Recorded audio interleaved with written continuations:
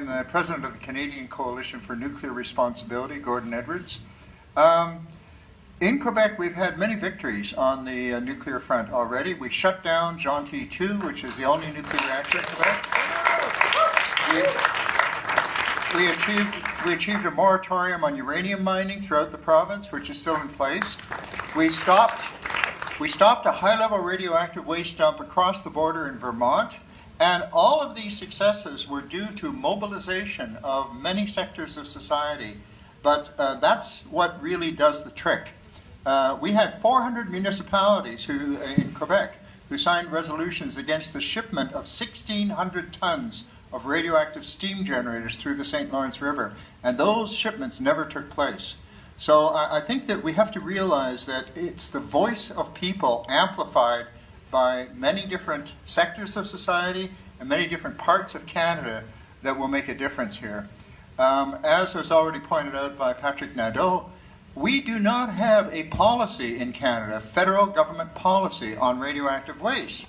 Now, I belong to a task force, a radioactive waste task force, set up by the First Nations people, the Anishinaabe Nation, representing 40 Anishinaabe communities throughout Ontario, and the Iroquois Caucus, representing all the Mohawk communities and other Iroquois Confederacy nations.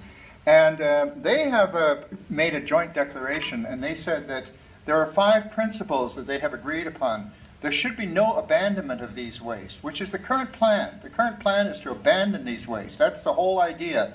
Pile it all up in a mound and eventually kiss it goodbye, walk away, and leave it there for thousands of years to come, hundreds of thousands of years to come.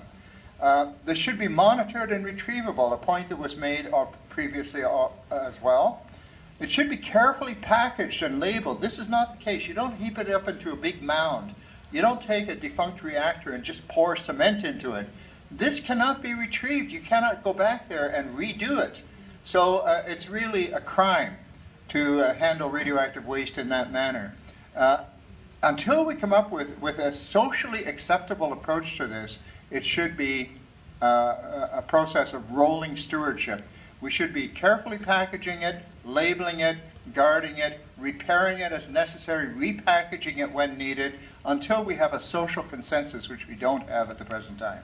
More importantly of all, away from water bodies, away from major water bodies. It's just crazy to dump your garbage where you draw your water.